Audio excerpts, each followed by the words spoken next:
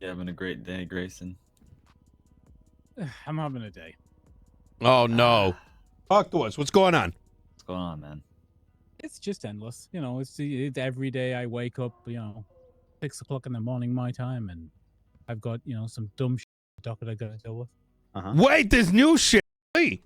It's just, I mean, it feels like every day I wake up and have to respond to Moose Knuckles about something. Oh my god. The last couple of days he's been firing basically every penny the DOJ spent. He doesn't just want our financial records, he wants bonus lists, he wants all sorts of stuff off us. I genuinely believe, and I'm going to die on this hill, is that for the longest time, man, okay, I'm going to talk pie in the sky, and I recognize some of this might be unrealistic. I think everything should be in a database, right? And like that, and like, with it being locked or unlocked with the MDT, right? And the moment a certain time passes, a clerk can just issue it. You know what I mean? Their job is it a proper request? Okay, there you go. You know what I mean? I think the question about what a proper request is needs expanding upon. Because, like, I'm going to be real. I know specifically you run into this a lot, right? People, like, assuming bad faith with you, which was bullshit, right? But, like, in regards to this dude emptied this bank account and now is requesting, what's in there currently. It's like, it's a little sus to me. It's just a little sus. Well, but the thing is, like, and I'm with you, but so what I mean by proper request is to kind of lean into this idea a bit more. Every single police report, and I know this isn't the case right now, right? I recognize that.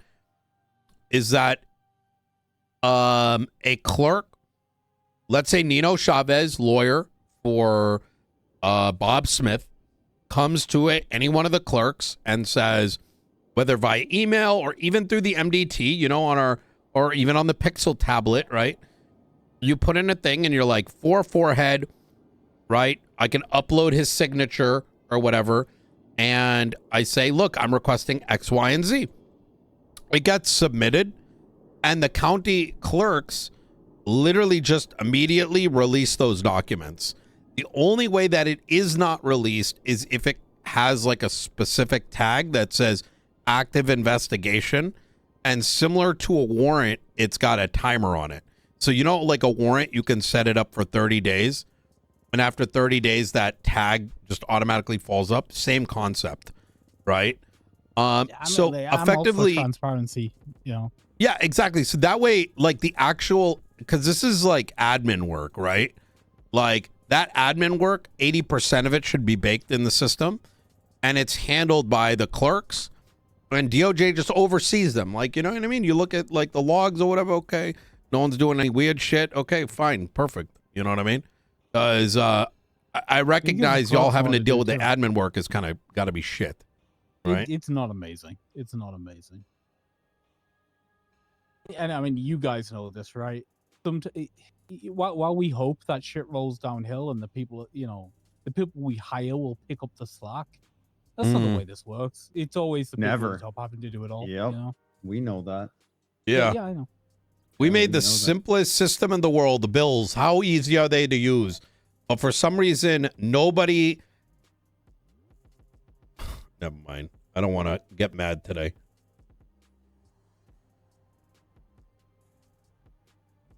It's so easy. You know what? Let's blow it up. Like the system or the island? Oh, the island. Yeah. Okay, I was gonna say, why not both?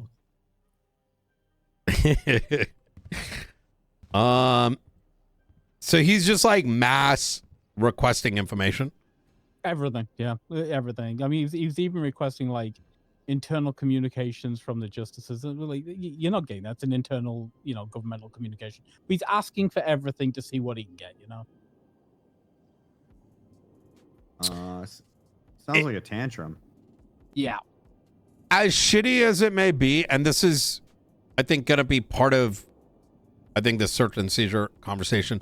Bad actors can do a lot of damage, but how do I put this? It's shitty because a bad actor can make it shit for everybody, and it shouldn't prevent proper actors from getting fucked, right? Like, no one should be screwed because Moose Knuckles might be doing some dumb shit. And I take a look. Where is this? No, he's making the requests via PD into the FOIA channel, so you probably can't say it.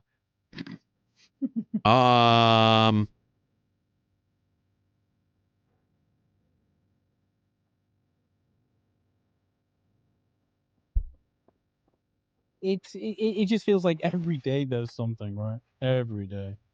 I feel like that's so shit that you guys have to handle the FOIA stuff. I mean, it's also really amusing if you think about it. Like, yeah, I can get you something.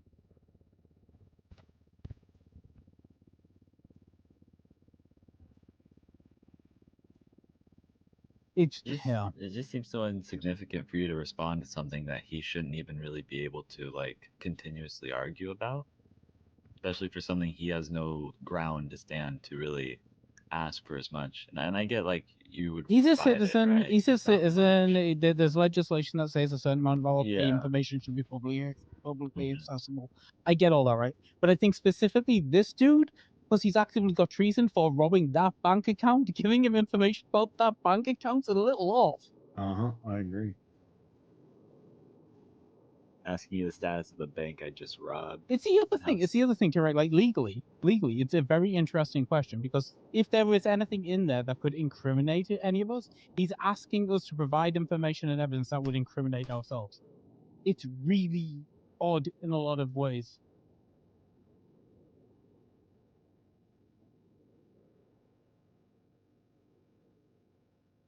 Is he a lawyer? No, he's a traitor. He's a treasonist.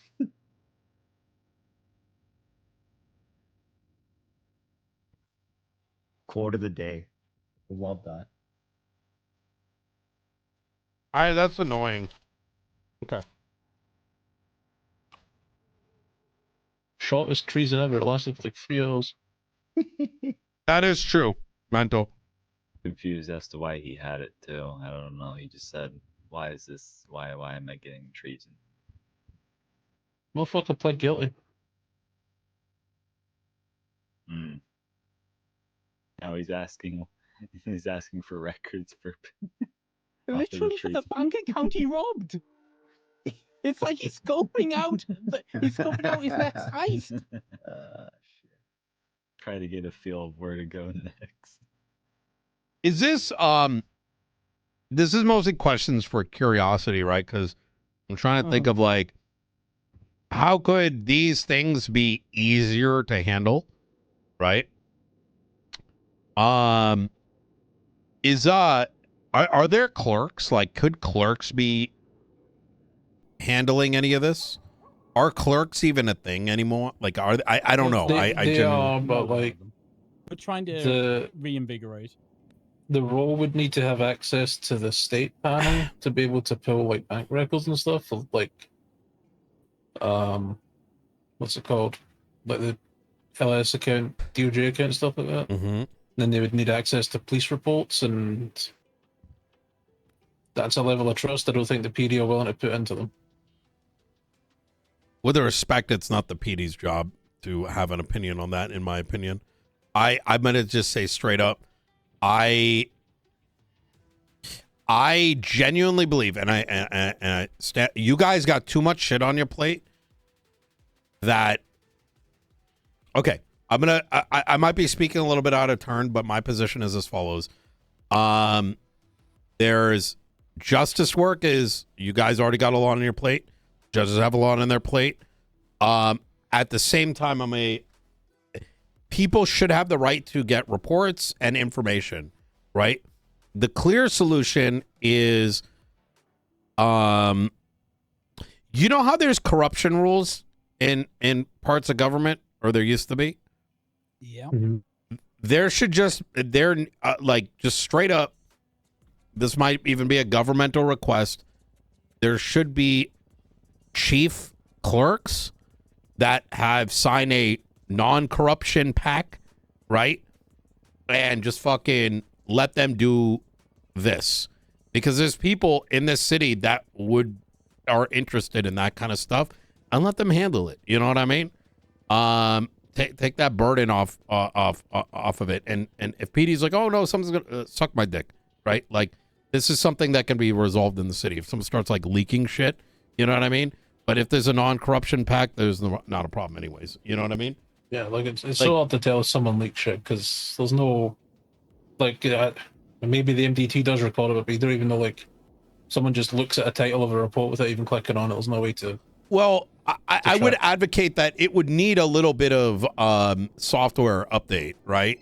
Like, it would need a simple auditing system. Like, you know, they have a panel, they put in the report, it generates it, they see it, and they say export or share to state ID, and you just have an audit log. So, like, let's say, like, any one of the justices could pull up and literally see, Tracy Sinclair produced, this FOIA report. You see the title, you see the report, and you see who they issued it to. So if all of a sudden you see a bunch of like faceless exports, well, all of a sudden you're like, what the fuck? You know what I mean? To be fair, I heavily lean on the side of we should never be afraid. We have to be cautious to be overly concerned about edge cases, because those edge cases, if it's bad enough, probably either shouldn't have been happening or they're edge case. We shouldn't stunt what could happen in the city because some one or two dumb fucks. You know what I mean? Is that making sense? Yeah. Yeah. It's anyways. just spreading while it's happening. Yeah. True.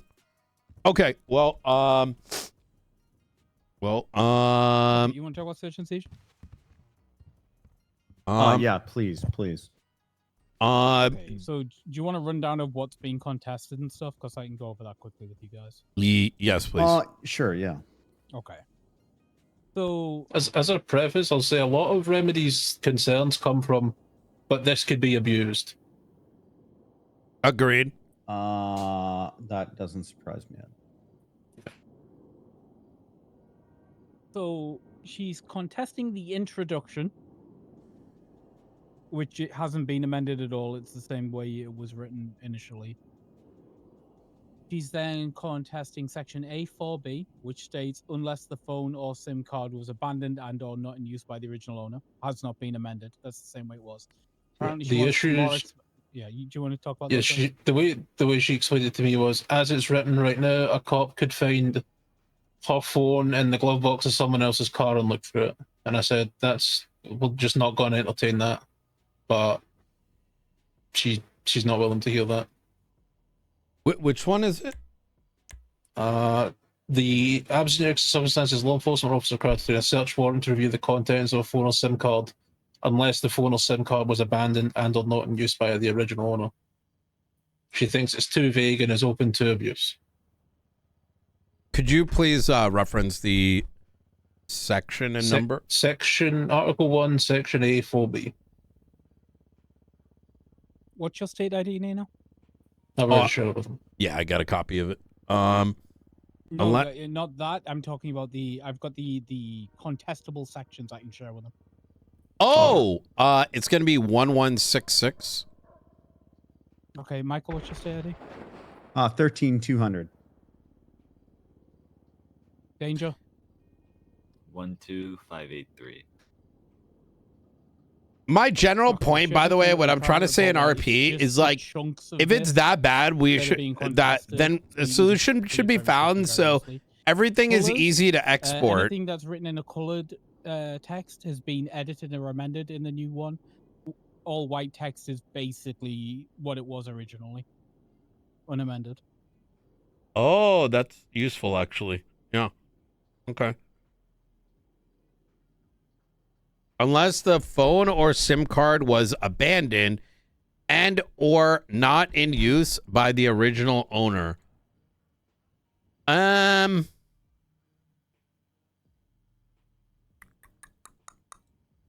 So what is their concern? Is it the first part or the second part? All of it. she said, as it's written, a cop could find, let's say a cop raids her house, finds a phone, they could then just say, well, it's abandoned, they're not in use, and look through it. I told her that's bullshit and we're not going to entertain that, but apparently that's not good enough for her. How could anybody argue something's been abandoned when it's in their house? I was gonna I say don't you know. don't really keep an abandoned phone in a property that someone would have access to that owns the phone. There's a Doesn't really part. make sense. There's a part of my body that wants to desperately play devil's advocate in order for this to be a productive conversation. Because I think us going through, so we could do this one of two ways. I could play devil's advocate on these things, but that would be a waste of time, right? Because I don't. Who knows, right? You get what I'm saying? Like, what the fuck she's actually going to say in the thing? mean, look, the defense attorney and me can also see the other side of it, right? I can see what I'd be going for if I was defending this. The question is it like, are we just arguing because we should be arguing for a client at that point, or is it something that like actually makes sense? The problem is so much of PD is brain damaged and are supported by other brain damage that if I was on the other side of the spectrum, I would be scared shitless thinking someone's going to do some shit and then claim otherwise, and you have no recourse. And unfortunately, 90% of conversations that even I've had with some of the highest levels of even the LSPD, it's like teaching a dog that they need to eat and drink to survive, right? What I'm trying to say, I don't know why I'm being so colorful with my point I'm here. with you. I understand what you're It's saying. like- PD could fuck this up. What I'm saying, I think what Murray's saying is, if any of this comes before us, there's no way on God's green earth we're going to be like, oh, you found it in somebody's car, clearly abandoned and not in use. Like, that's not right. Like, But I don't think the concern. Maybe this devil advocate. I want to be very clear here, right? Some of what I'm saying here is not even my particular position, but it's if I'm playing heavy devil's advocate here, is that the concern wouldn't be about what happens in court, right? It's the fact that the card was already looked at. So let's paint an example. Half the city erps all day, right? And I got my, I've taken a picture of my penis and I send it to Michael over here and be like, yo, what do you think, dog? And now all of a sudden my SIM card's like sitting on my desk and a cop looks through it and says, oh, it's abandoned because it's on the table. And now they've already opened and looked at the thing. Now, I don't think this particular example is a good one. But once again, it falls back into without her here, I don't think this is productive, right? I mean, I guess it depends. Like, we can moot argue it across the table and see if we can figure out if there would be a common ground we could reach with an edit that would satisfy her. But I feel like if a cop did what you did, the search warrant would be thrown out, or the illegal search would be thrown out, and fruit of the poisonous tree would hold there, right? Like that'd be my read on that. She said she wants the definition expanded, basically, so that can happen. Where are we Is- defining? That what is very abandoned fair. Yeah. I think that's actually very fair, and where I was going to lean to is I strongly believe, based on only what you said, that it doesn't sound like the concern is the legality of it popping up in court, but rather the actions that were taken before it even went to court. Because when PD sees this, does the law enforcement the officers who barely read this shit, are they going to know? PD needs strict, clear verbiage, otherwise they have a tendency to abuse. I hate to say it, it's just I do actually believe that, and I can see where a concern is coming from. So perhaps, unless the phone or SIM card was abandoned and or used by the original owner, and for a item to be considered abandoned, blah blah blah, right? Yeah.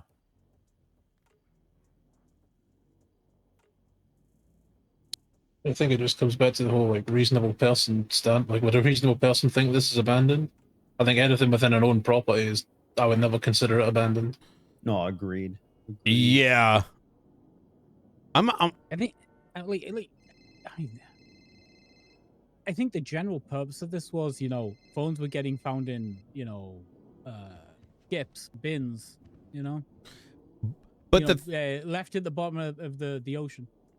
1,000% agreed. The concern, though, right, is that this is absent. Say absent exigent, a law enforcement is required to obtain a signed warrant unless the phone. So, right. So I get that. That this actually makes sense. If someone took my phone, now PD can look through the contents. I mean, it would be on them to determine who the original owner of the phone was first, though.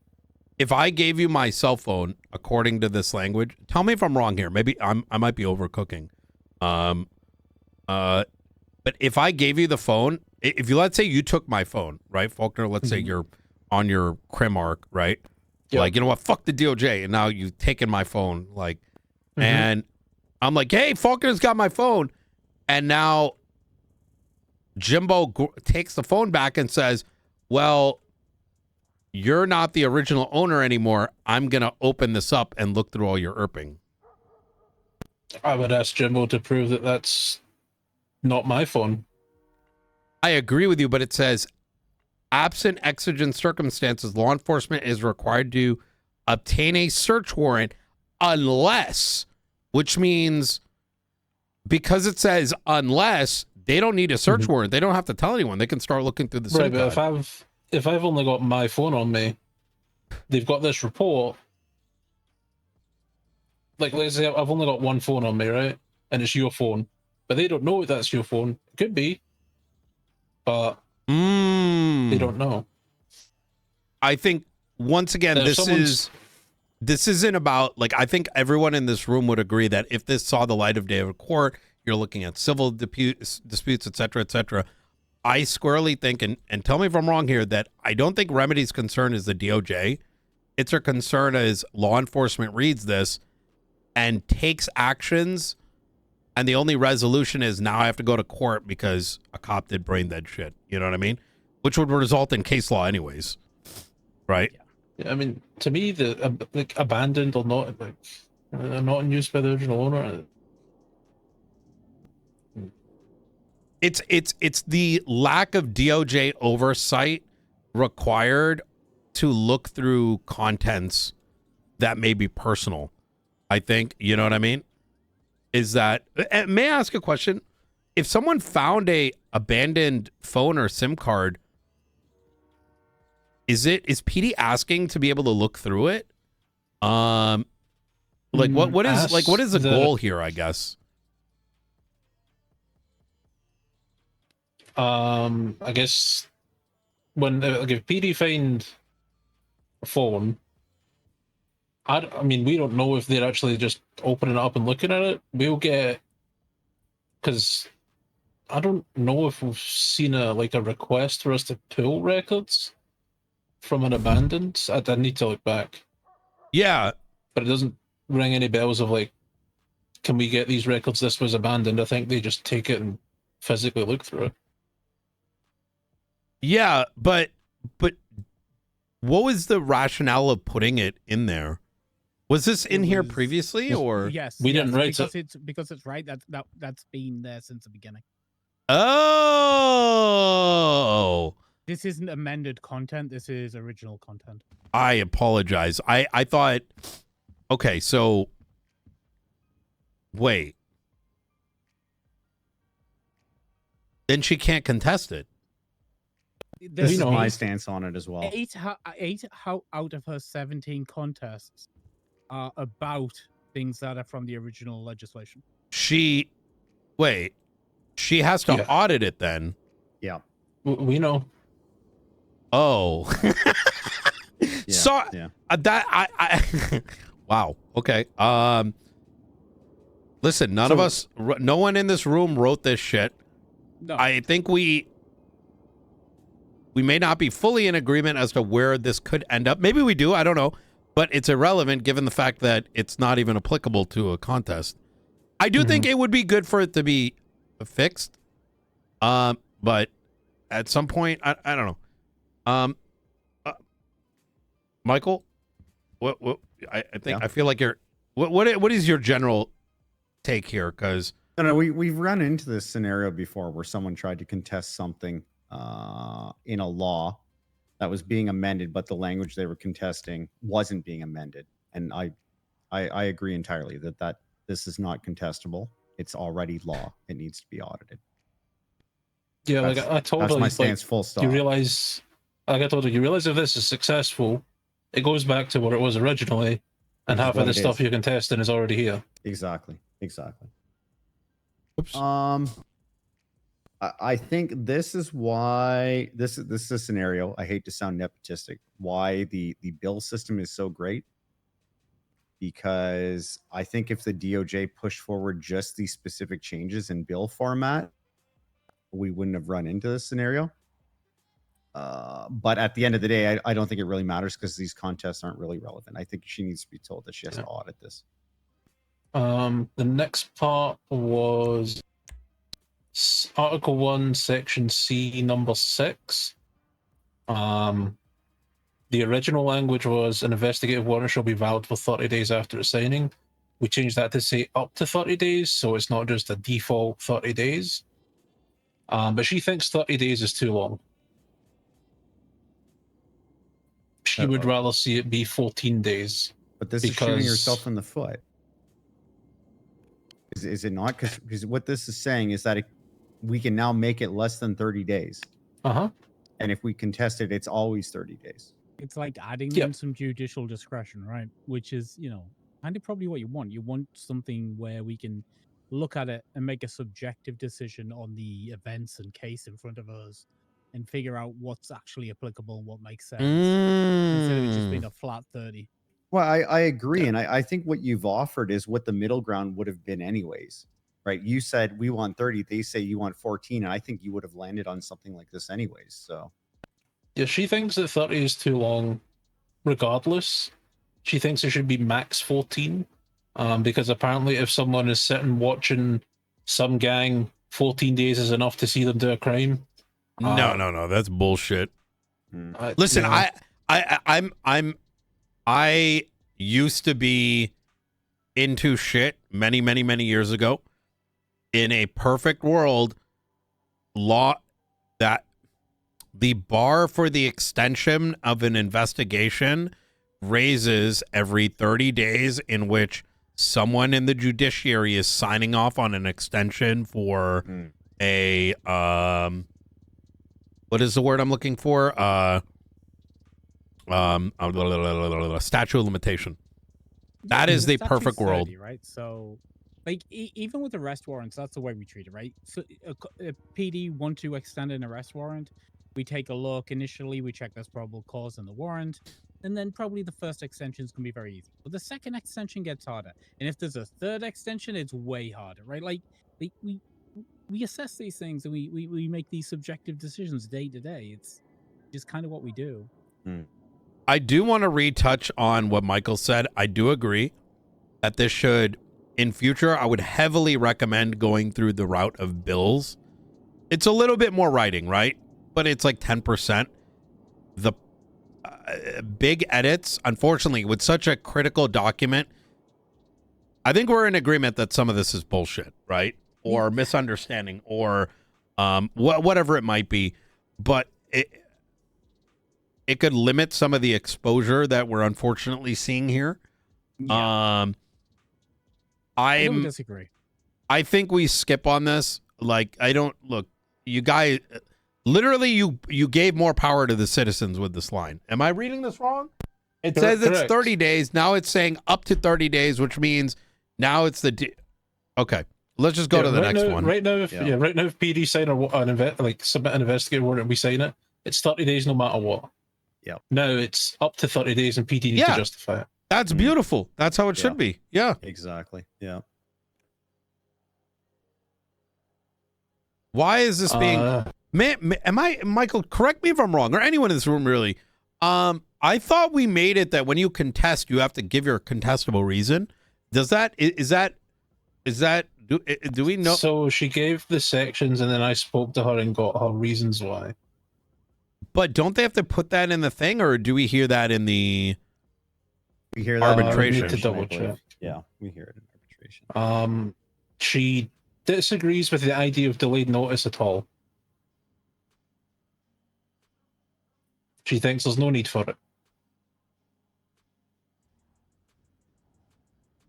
Now, this was mostly when it comes to raids, because her logic was, you're going to know your house was raided anyway. Criminal Nino Chavez, Criminal Nino Senator Puppet Master says that's brain dead. So, yeah. This Yeah, is she my thinks Mm. take. that No. the cops should need to give the warrant right then and there as they're kicking in the doors. Absolutely not. A way to burn your entire investigation before you're ready to push charges. Yeah. And not only that, it's the degeneracy of the police force right now is ping chasing and okay. For someone like I will say this about Remedy. I think Remedy is not a crim grinder, right? I think that whatever she's involved in is a lot more let's call it a little bit more like thoughtful. You know what I mean? For what she probably gets herself into. I think she may not recognize that these things that are in here today mean the PD actually has to do more due diligence. And that if these things do not exist, they're going to become ping chasers and the quality of investigations are going to go down, right? Is that instead of taking their time and doing it right and having a good court case and whatever, they're going to start YOLO bozoing, you know, pit you into, you know what I'm saying? Like it's not a good environment. So, yeah. The next part that she had an issue with was the expanded part, section F number 2. She thinks that, like, this is what we talked about before the storm, you know, the whole proven corruption, malice, or criminal negligence is So quite difficult in this city. this, I actually agree, is problematic. Yeah. So rewinding back to when I think we were all in this room and we're just read through the search and seizure, I think we happened to stop before this. We're all in agreement. Everything, I think, up until this section, and then transparently, we were in here for like 2 hours, and I was just like, I can't take anymore. You know, I can only read for so long before my ADHD kicks in. But here's, and I'll give you my side of things. I'm not perhaps very interested in what Bailey and Remedy have to say in the matter. So I'll just kind of give my own opinion on it. So it reads today, or it reads, what is this, F2? I'm going to read so it used to say, searches conducted under a search warrant approved by a duly authorized judge or justice shall be considered lawful. And now with this new writing, and I could read it all, but there's a lot here. My general concern, if I were to explain my thoughts at a high level, is and we have spoken before that there are too many contests happening for the sake of contesting with the hope of overturning. Rolling the dice. Yeah, rolling the dice. Maybe we can make an argument. Maybe the PD fumbles, which is fair in places outside of San Andreas, right? It's not healthy for San Andreas. It's a waste of y'all's time. It's a waste of PD's time. It's a waste of lawyers' time. They're not interesting. It's not content, right? It's a boring court case. No. It ends up being an argument about what probable cause is, right? They're saying, oh, you missed probable cause. You only got to 48%, not 51%. And then they spend 4 hours in court arguing about the worst Yeah, news, it's and just brain dead. It allows for frivolous bullshit, right? And that's And then not it slows good. down the criminal case attached to it, and then by the time that happens, people are over it. And No one cares. gives a shit. There's 5 people in the courtroom. They're like, "Oh, didn't you do that 3 months ago?" And then if Absolutely. there's a civil case after the fact, we're starting to run out of judges. You know, it's Absolutely. The problem is that this change, in my opinion, is doing the extreme opposite. Yeah, overcorrecting. And the way that I will underline that is it says that the moment a judge or justice signs it, it's now considered lawful unless and if it turns out to be unlawful, it would only be because of corruption, malice, or criminal negligence.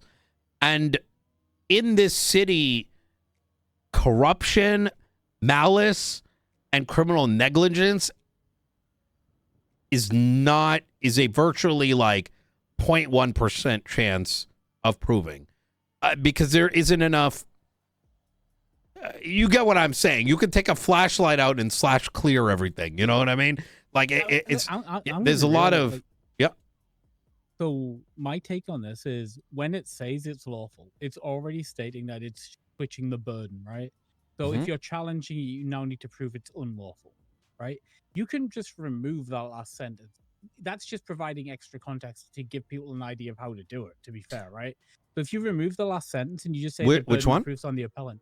So if you remove search warrants are assumed to be signed in good faith, to be proven to be signed otherwise means proving corruption, malice, or criminal negligence. You remove that last sentence, right? I think it still says the same thing. It's just unsaid. Let me give you because you mentioned proving probable cause, right? Ooh, this is going to be a tough conversation to have. Given that I have a really good example, but I don't want to conflict you. I'm going to use a hypothetical, right? If a law enforcement officer said that they were standing in this room with me and they claimed Nino Chavez, but Nino Chavez has a mask on. Nino Chavez, oh man. There are going to be cases, I believe, where a judge signs something believing what they are reading is accurate, right? Well, actually, even let me take a step even further back. It is important to acknowledge that none of us in this room, or no one that will ever be in this room, is ever going to be infallible. It is the very reason why the Supreme Court makes decisions in a panel, right? Because even the justices of the United States, regardless of what they think they are, have their own, political leanings. They have their own opinions. They could be sick one day. They may misread one day, whatever. People make mistakes. No one is there is no infallibility. At the end of a 14-hour day, it's the last thing that crosses your Exactly. So I'll put my hands up. I've signed bad warrants. Absolutely. So that's category 1. Category number 2 is that, and this is something that 99% of the city doesn't understand, is that a judge, when they evaluate a warrant, they are basing it on the fact that this is a signed affidavit written in good faith. So if law enforcement says they saw Nino Chavez pull out an AK-47 and then shove it back in his ass in the middle of City Hall, at some level, and then get into his vehicle and drive off, at some level, that you're assuming they're not lying to you or that they've done the due diligence, right? Especially when there's maybe a picture of the vehicle that comes back to Nino Chavez. Yes, that sort of stuff. Absolutely. Are there and to me, when you look at that, you're like, yeah, that's probable cause. But I would not expect a judge to deep dive into all the referenced reports, right? Because maybe that's what it says in the statement of probable cause. But in the warrant itself, it turns out that the plate read was from 5 hours ago and not the plate read at the time the cops saw the you know what I mean? The evidence is actually not coinciding with the statement of probable cause. Or maybe, you know, some other factors. I had this happen to me once, Nino. Yes. Do you remember Winston Walker? Mm-hmm. So back in the day, there was a search warrant that came to with this a massive amount of evidence, and they did, the statement of probable cause said, Rush Patel Santana can be identified in the photographs. It's him. We can see him going in and out, right? And I opened up the pictures and I could see, and I was like, I remember this. Yep. right. Anyway, like all the evidence came in, I signed it, right? And then I, more evidence. Oh, came to this light, is and it with was the obvious he'd lied about it. You know? Yes. He lied about it. Yeah, Yes. happened to me. With the container, right? Yeah. I remember this. Yes. Yeah. Yeah. Now, to be fair, that is a case of corruption, right? I mean, just an officer lying, right? Breaking faith. Yeah. But there's going to be officers that are dumb fucks. And okay, I'm going to be a little nicer here. That, let's just say, are untrained and don't realize that, okay, they're writing in a word style in order to do their best writing a warrant, and they may not have the level of education, understanding, training, whatever, guidance, oversight, that what they are writing is not accurate to the evidence that is provided. Judges are not going to spend 5 hours looking through a fucking warrant, like each and every reference and this and that, right? They're going to go based on the statement of probable cause. And thus, my point herein is that the context of a warrant is talking about the contents of it. And if there is an argument over the statement of probable cause, that argument should be, was there... What I'm trying to say here to simplify it is there are cases that go beyond corruption, malice, and criminal negligence. That can be just, there's error, right? Gross error that flips the script on, is it 50-50 or is it actually 20-80, right? Now, okay, I see what you're saying. What you're saying. So he's my counter, right? He's my point. This to me is purely about this legislates the good faith exception for fruit of the poisonous tree, right? So what we're doing when we're contesting a search warrant, the only reason you contest a search warrant this way is to suppress the evidence gained from it from a criminal trial going forward, right? That's the only reason you do it. Agreed. Right? So does the fact that somebody just fucked up mean that the evidence should be suppressed? 1,000%. Well, okay, that's a take, right? So you're saying we shouldn't codify the good faith exception in San Andreas. I'm very against good faith exception. Okay. Okay, yeah. Right? That's the legal take. That's where we're at, right? I see. None of this interferes at all with, suing civilly to get your fucking money back or to, have your rights, reaffirmed in a court because your rights were violated by somebody fucking up through just normal negligence rather than criminal negligence, right? All of that shit's still open and available for anybody who has their rights violated by a search warrant. The question is, what happens to the evidence? Is the evidence applicable and does it go forward the criminal trial or doesn't it? I believe because we're in San Andreas, our world doesn't need to be exactly like the United States or United Kingdom or other Western Canada even.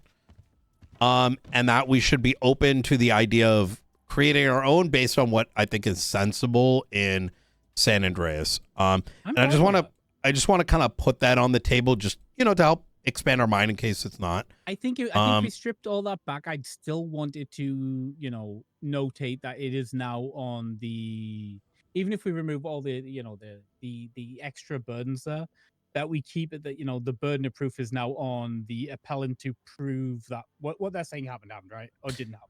Yes. If we've signed it, I want to extend good faith to the judge who signed it, right? Like at that point, it's signed, it's lawful. Now prove it isn't. One thing I want to touch on before diving into that is the good faith exception. Now, my understanding on the history of this is there was a court case. It was at the time Ass Chief Ruby York versus Mr. Kevin.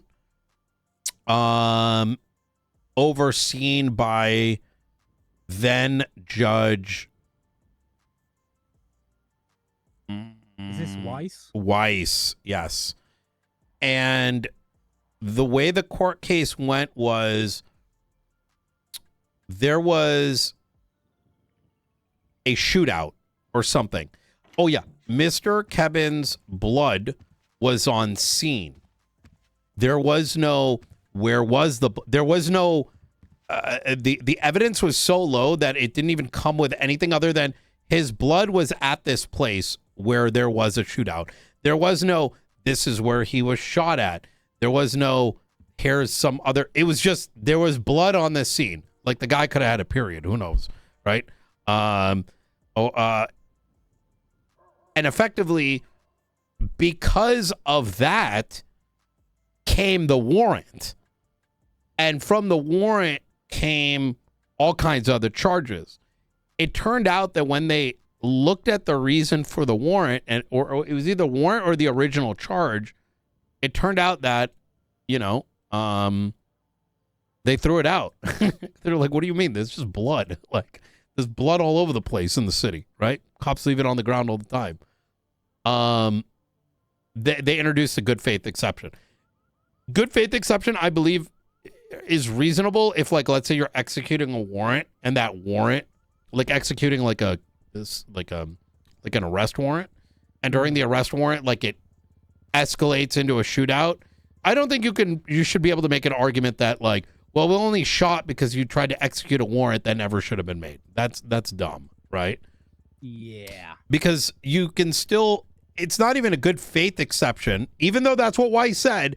It's not a good faith exception because you're still attempting, that is a civil matter because you're still detaining because you presume they have committed a crime and that could be resolved without violence. The problem with the search and seizure, in my opinion, is, and let me give you an example, right? Let's say I'm a massive drug dealer, cocaine ring or whatever, and let's say a cop comes and says your door's ajar, walks in good faith. Now they see everything, blah, blah, blah. Now it's cooked, right? There is no argument to be made. The key argument is a warrant, right? When it comes to search and seizure. Because once you execute the warrant, it's already game over, right? That's 80% of the case. I'm recognizing I'm yapping, by the way. I'm gonna put something forward. Is that I think the problem with this last sentence is it is putting barriers around possible arguments. I think it should be removed, but I think I'm cool with that, and I'm going to propose this, and please do talk to the other justices, right? And I want to sound like, you know, it's my way or the highway, but I strongly believe that let people contest, have them put on the docket their reason for contest, right? It doesn't need to be a full court case. Put forward your argument, right? On the not the full argument, but your help me here. What is the like your statement of case? Your statement of case. Yeah. And then have a justice look at it and say, are we going to entertain this or not? We've done that recently. That's the way, since we took over, that's the way I've been. Yeah. Let's do it. It just doesn't need to go to court. Yeah, exactly. Agreed. Yeah. And that's how the Supreme Court works. And that's what you guys are. Like, Supreme Court doesn't take everything. They look at it and say, okay, this sounds like dumb, right? So if someone comes through and is like, well, you know, I didn't like this raid. This person hates me. Well, I don't believe you. Give me more information. Like, show me that there's something here, right? Because the docket is still a court proceeding, right? And if they come in here and they show a photo of like, of like, I don't know, King saying, yo, fuck you, Lang Buddha.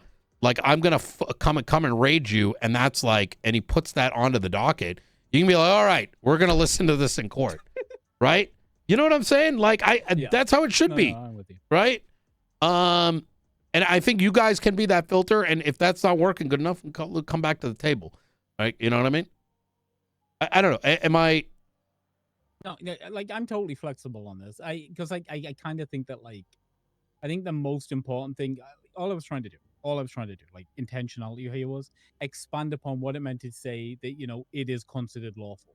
because it gets argued every time we do this. Oh, And it's because people, I don't think people actually get that it just switched up the burden there, which is what it's meant to do. I think. yeah, no, and I think we've had long discussions on this. I think in principle we're on the same page. I think it's it comes back to outside of this room, people don't read shit, and they'll find ways to, like I can't even get my fucking search warrants onto my MDT. Now you guys got to write that in. Like it's crazy. Do you know about this? Which one? What happened?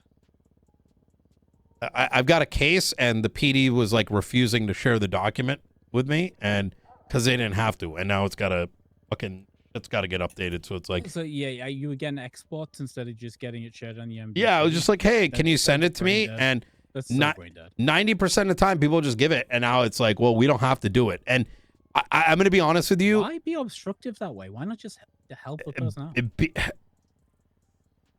Because they are being toxic, and I'm gonna. It's trying to get the W by any means necessary. You know what I mean? It's I don't know. I don't know. I don't like it. Fuck that shit. Yeah. Make it easy for everybody. Go to court. Have a fun time. You know what I mean? If there's no argument, there's no argument.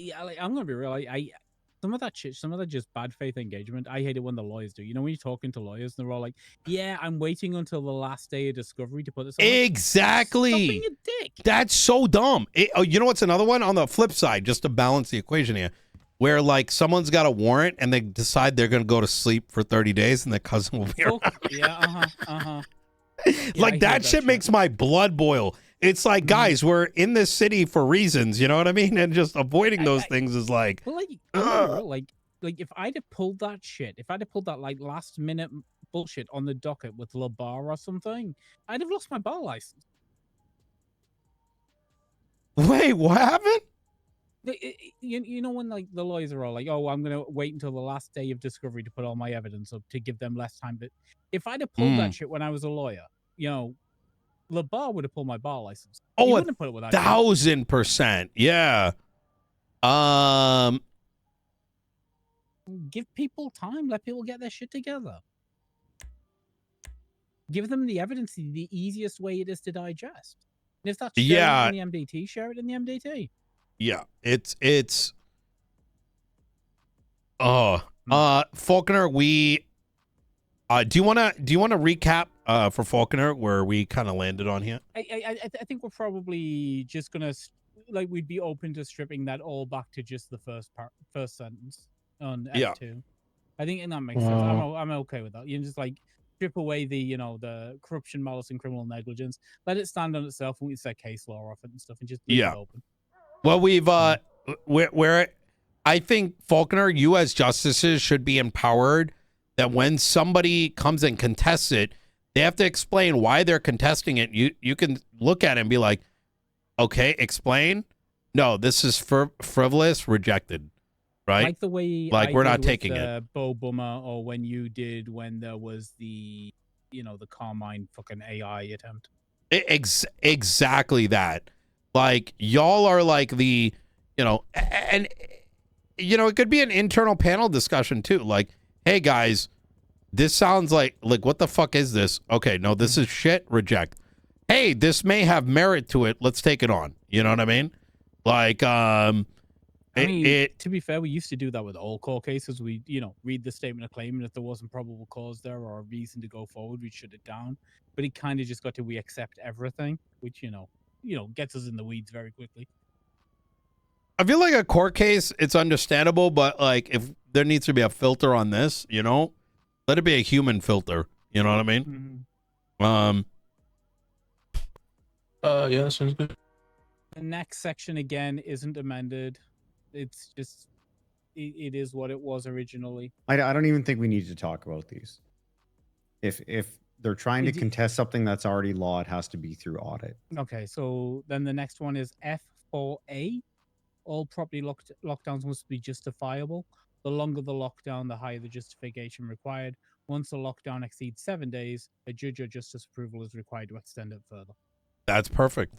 I Up have to no 30 issue. days? Remedy thinks 7 days is too long. She's not law enforcement. She's not a defense attorney. Yeah. Um, She also thinks that cops should only lock it down once the search warrant is signed, and I told her no one will ever get anything found in a raid ever.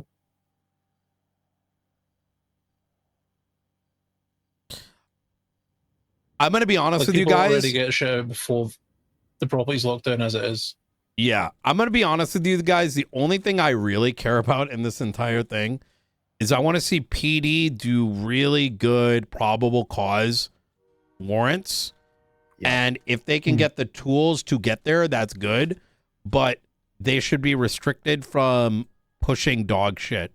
Because, once again, 80% of the shooting the gun, 80% of when they press the button is the execution of that warrant.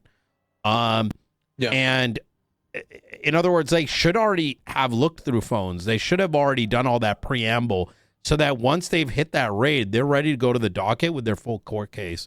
And so if we're massaging in that direction, it's good for everyone in the city.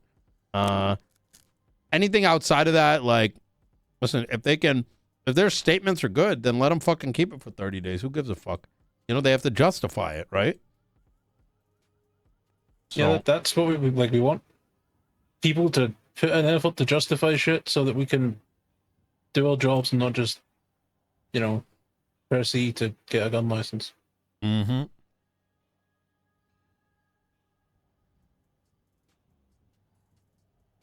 Yeah, I don't know how we negotiate with somebody who just inherently disagrees with the idea of locking down properties. It's a fairly absolute position. Yeah. The next part she has an issue with is she thinks that cops should have a time frame to raid someone and not just she thinks that they should do it as soon as possible, and that should be more written out than the organizational capacity, manpower, whatever. And I said to her, what, if a shift one cop if a shift one cop submits a warrant on fucking Flippy, and then a shift 3 judge signs it, you expect shift 3 to go there and get clapped by Hydra this week? No. No. Wait, where is that in the line? Where is the... F5. Section F5. And then it rolls into 6. Law enforcement may 6 is lock not down any amended. property and blah, blah, blah.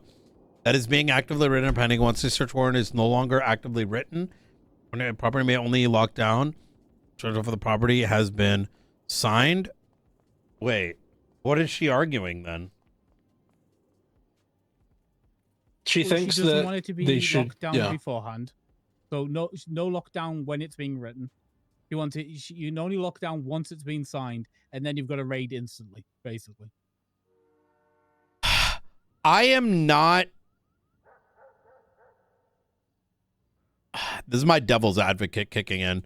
And this is only because she's not in this room. Is it possible that I'm thinking back, how did it used to work that you could lock down for 24 hours and you needed the raid warrant signed by then? And if you were unable to create a raid warrant in that time frame, then the lockdown needed to come off. I think that's the only rationale I can think of. Is there a belief? I don't know the answer to this. I genuinely don't. Is it because there is fear? Is there any legitimacy to say, once again, this is just to be heavy disclaimer here, hypothetical, speculative statement I'm making here. Is it possible that there's fear that people are locking shit down and then spending 6 days trying to figure out PC to go into something when at the time of lockdown they actually didn't have PC? So let me give you an example. That is the fear. That I'd is... have a loving fuck out at anybody doing that to me. I actually do believe that might be happening. I'm thinking about it. I would sue the because I have somebody doing that. Yeah, but you can never prove it, Grayson. And I'm not going to out anybody, but I've been sitting in a lot of the back of police cars, and as I'm sort of mulling this in my head, I'm starting to realize you could do that. And I think it. So you know you Like, if I'm the lawyer for that person, right? Let's say, you know, they come to me, my house has been locked in for 6 days.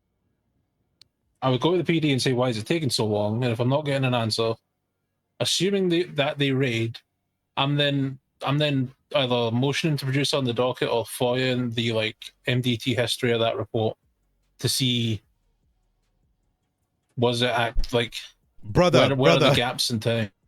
brother, and then FOIA every edit on the Google document. Oh, I would have no knowledge of that. well, like, I mean,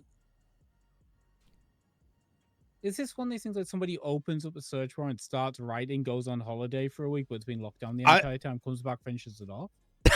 That's what she is. That's maybe an extreme, but that's the sort of stuff she was talking about. Yeah.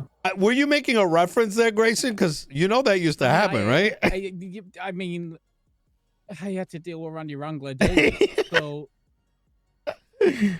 Oh man. You know, the stories I've read about this other cop that's around every so often, this motherfucker does not go to sleep till he's done that night. You know what I mean? There used to be a point in time where law enforcement literally was not allowed to stop even, right? If you locked it, you're writing it and you're finishing it that night, even if you're up till 3 a.m., right? I think the exact same fears exist with investigative holds, right? People getting thrown up and then just ignored for, you know, whatever amount of time. How often does it actually happen? Like now? I think I'm going to lean on, and I know it is not going to be us here. Who knows who's going to be in this room many years from now? But what will remain is what we are writing, because let's be honest, more has been written by this group of individuals than there's a lot that we've reviewed and signed, right? There's a good chance that this shit is going to stick for years to come. While something may not be happening today, if we know historically it has, having some of this ironclad for today is not a bad idea. I would like to put an idea forward, and I want y'all's genuine opinion. Okay. Is when, agree or disagree, that when law enforcement detains an individual, that at that point in time, they believe they have reasonable suspicion of a specific crime having taken place with that specific individual that they have detained, right? They should. And if they were to then search for another arrestable offense, it is a rights violation, given that it's like a post facto determination. Yes. Yeah. It is the very reason we wrote in the, you know, that thing that Pete didn't like, they have to, when they do a traffic stop. Oh, no, the traffic stop law. It's because I was witness to Quangle pulling over. He didn't know I was sitting in the back. Some boys at Cypress, because they must be up to some no good, and then went from made up a reason for the stop, started searching for one. Yes, pretextual stop, and then went searching for something. But the thing is, it was invalidated because his reason for the stop was never right to begin with. Like, it was what he had asserted didn't occur.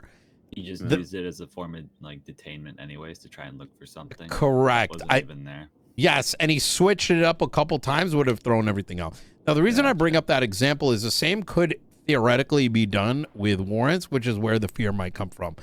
I would argue that that maybe the saving grace here, and this should be palpable, I think, to the fears that Remedy has, but I actually think would be generally good, is that if a property is locked down for 24 hours, a warrant may not need to be given, but a statement of,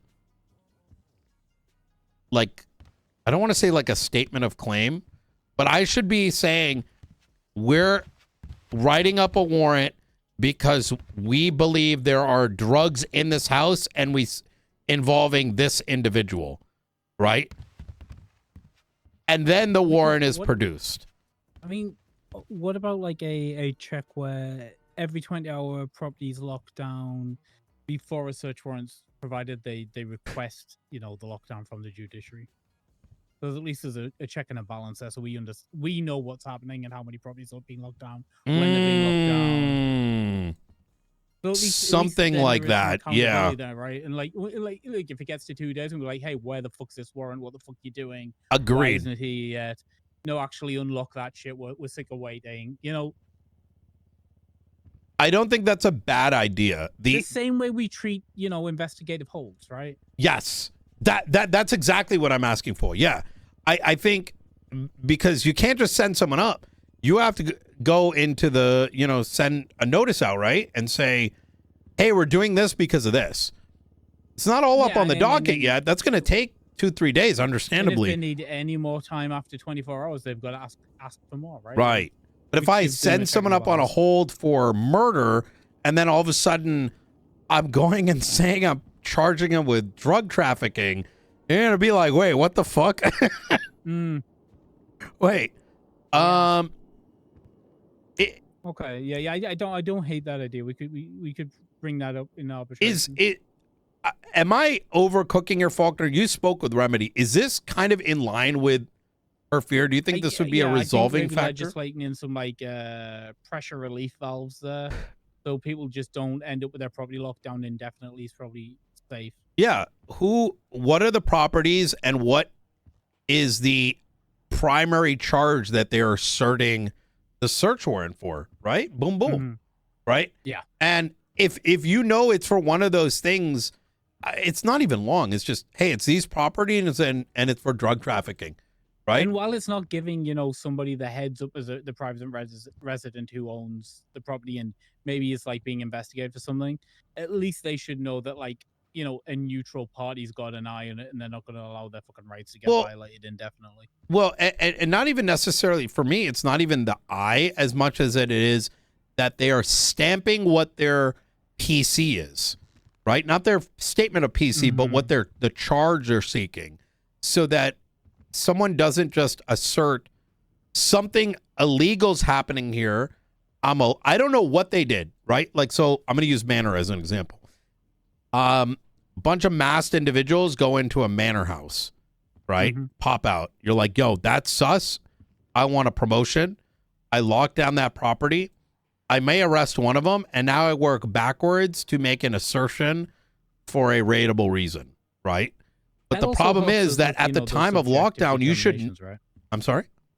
That helps us with those subjective determinations, right? So, like, if it's like, if somebody's saying we suspect weapons trafficking and they want to lock down the property and we get into day 3, well, that's not the worst thing in the world, right? Because it's weapons trafficking. But if it's fucking, I don't know, possession of a class 1, we're probably like, unlock that dude's house. You've had too fucking long. You don't need 3 days for fucking, you know. Agreed. Yeah. It's a, is that,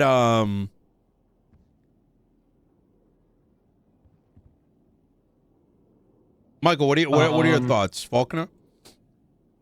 Go ahead. No, I think that's good. I'm just thinking logistically in terms of our side.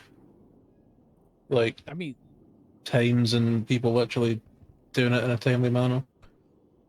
if it's a 24-hour thing, right? It's the same thing basically as asking for an extension on an arrest warrant. Yeah. Like, the workflow shouldn't be any different.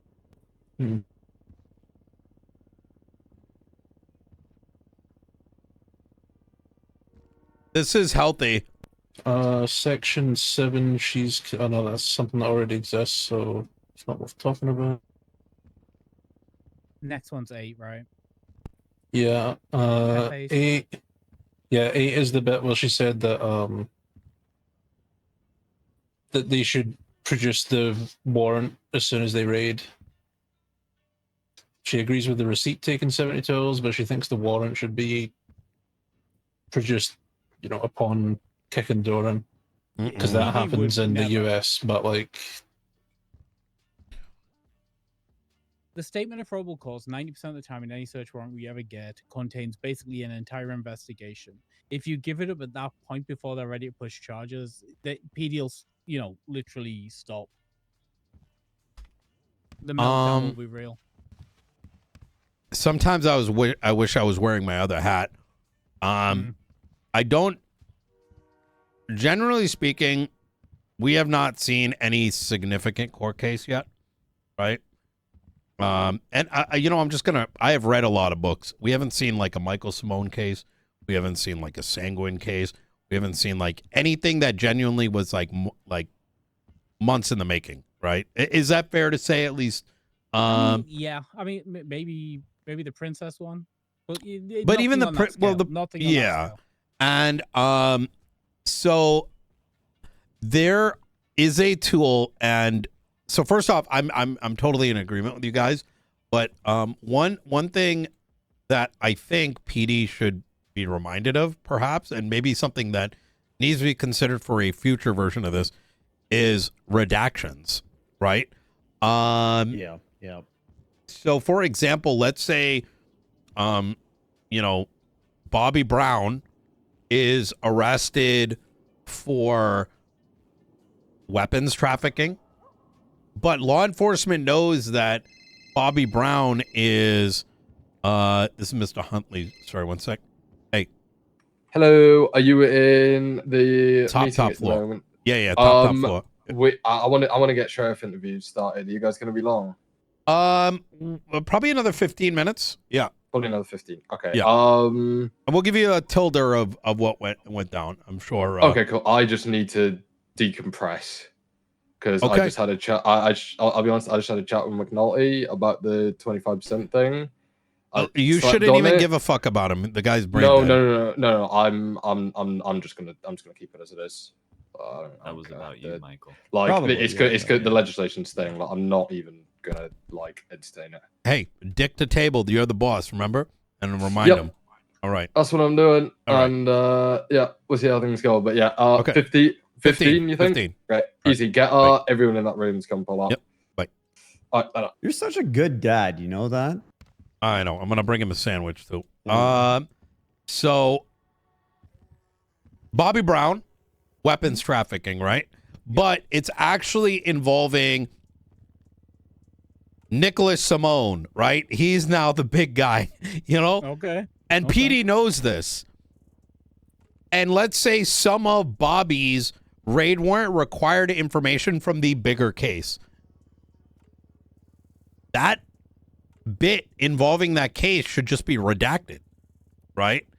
And if Bobby was brought in front of court, that redacted bit can just be sealed, right? In other words, there's methodologies that can be used. It just may not be known to the police department. What is a redaction? What is sealing? Yeah, like what does that stuff look like? Add something new. I don't hate the idea. Yeah. It's just I know flat out, right? If we legislate the way Remedy wants it, immediate notice given, an immediate No. It's gonna stop people writing them. No, delayed notice is necessary in a lot of instances. 100%. I think there are a couple things that I could see, like a lack of time limit on the delay. But even that's judicial training, internally, right? The max is 20 days. Yeah, so I mean, I guess you could codify that if you wanted to alleviate some concern, but I don't think that's necessary, to be honest.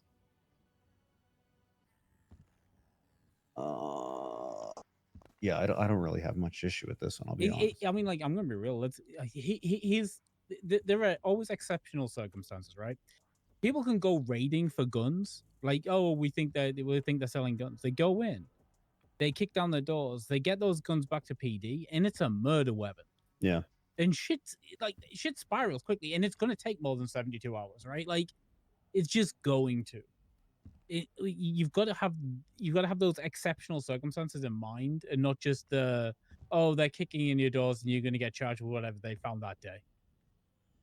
Is there any internal SOP on like mandatory disclosure of the justification for the delay? Is there any Yeah, requirement we that ask people happens? to justify it in the warrant. If it's just like delayed notice 8 days, I'll throw it back and say, but why? But is there mandatory disclosure to the let's say the owner of the property who has been raided, right? Does the Generally, PD have to if it's written in the raid warrant, it will all be handed over at the same time, right? Okay. Yeah. If it so at the bottom of a raid warrant, Michael, it'll say, you know, request for sealing, request for delayed notice, request for whatever, right? And they'll generally give their Chat. reasoning at the bottom The there, problem rather than, is, you know, handing it over. Brian and So if the reason for delay is disclosed, what's his and name? there is already a time limit. The granted, SOP, Ranger? not law, but there is a time limit. We used to I have no hate each issue with other this. and then loved each other and then hated each other. It was good RP between us. Right. 'Cause he wasn't a pussy and he could role play. I don't know, maybe I'm missing something, but I think she's just kind of, I don't know, throwing stuff at the wall to see what sticks. So she wants it this way. Yeah, I want to be fair here. Remedy, I've known her for a minute. She's also obviously crim leaning, and she is at least a voice that is willing to enter into our legislative system, right? Yeah. So, because most won't, and you know, 100%. Yeah. So I do think that, unfortunately, though, due to her lack of knowledge in the space, it can make her. I think her. How do I put this? Her high level concerns, I think, are certainly, in my opinion, valid, but her execution and suggestions may not be, and I think that's where our expertise kind of comes in. A lot of it comes from misinformation. Like, she thinks it was law that judges have 72 hours to sign a search warrant, and if it's signed outside of that, then it's illegal.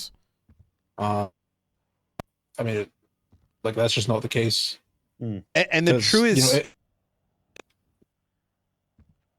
sorry, fuck. If we legislated that, you know, like, I don't know, like, what were you saying, Grayson? You know, like, oh, Thanksgiving happens, Bundy, and then no judges can see it for we like used 4 to make days. sure that these things didn't happen. Yeah. There's these moments in time where, like, no one's available. And if shit happens in the middle of that, you're just fucked, right? Yeah. 100%.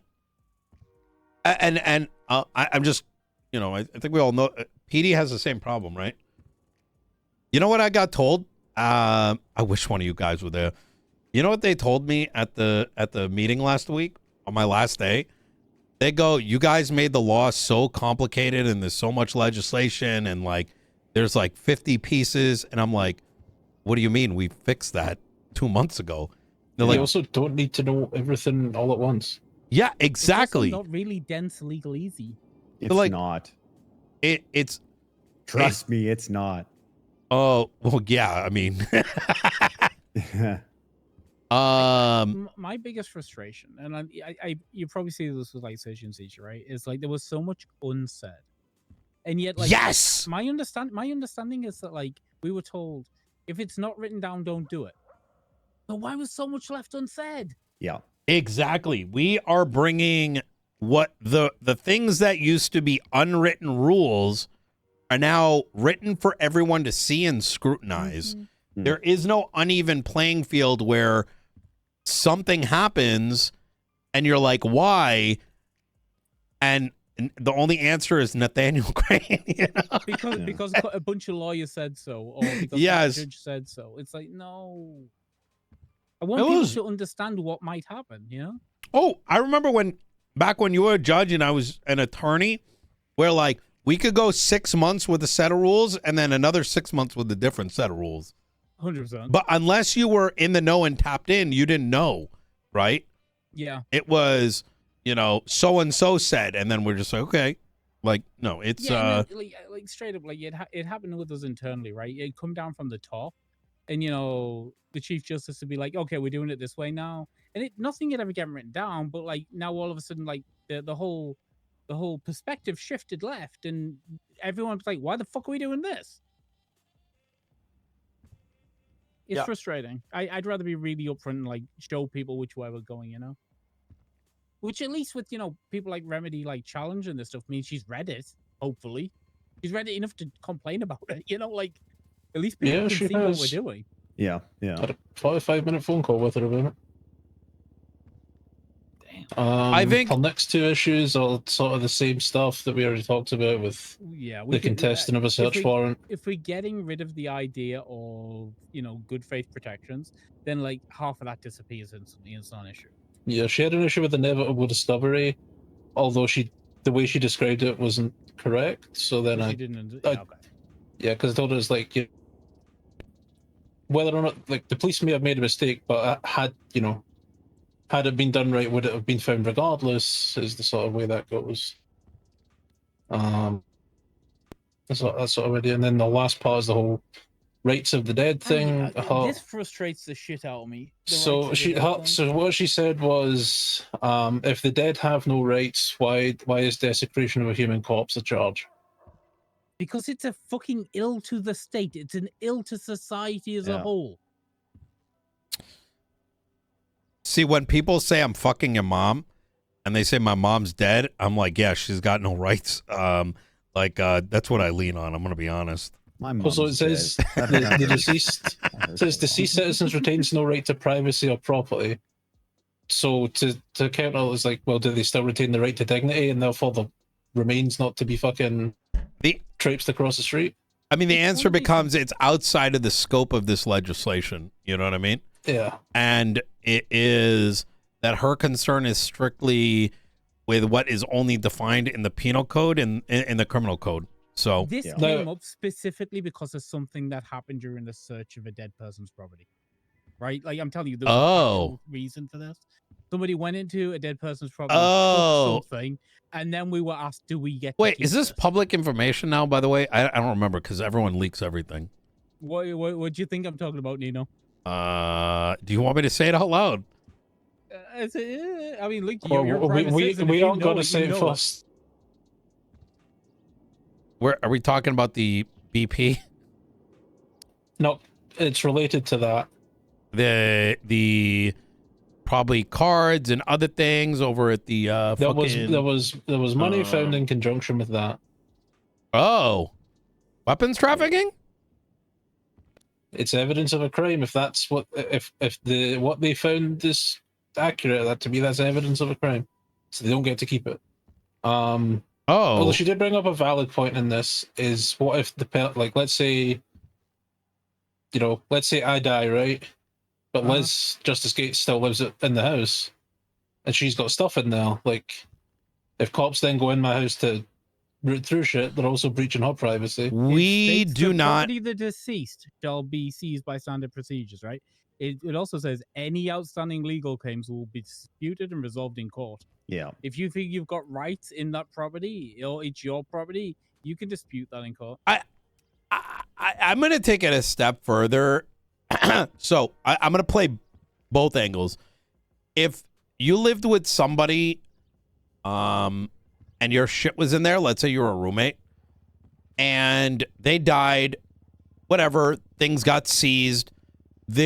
I don't think there's even a way for you as the roommate to know what was taken. Because there is no avenue. Yeah. What I'd say is if you're a roommate with somebody, but all the legalistics are in the other person's side, right? So let's use Murray and Gates, right? Yeah. So Murray dies, Gates left. If Gates doesn't have a contract proving she's a roommate, that's exactly it. I did tell that to Remedy. We do not currently have any law that gives anyone any rights in a property outside of the owner. Now, that is something certainly worth reviewing, either contract law or whatever it might be, right? It's a whole area. We don't recognize wills so that, if fucking Simbo Jutton dies, that fucking Bimbo Sutton comes back and the same voice and then just gets all of his cars. That we don't want that, but time. But let's say, me and Liz, right? We could sign a contract, have to wait a certain amount of time. You can only leave stuff to well-established people in the city and not just, fresh people off the plane.